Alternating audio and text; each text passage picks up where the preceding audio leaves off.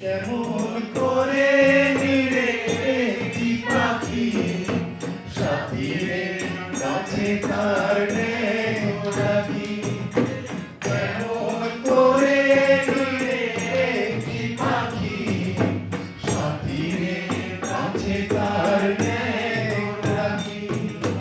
কেমন করে সে ভালোবাসে ওই তার মতো তুমি আমায় খুব ভালো কথা শুনে বকুল হাসে ওই তার মতো তুমি আমার কথা শুনে হাসো না তো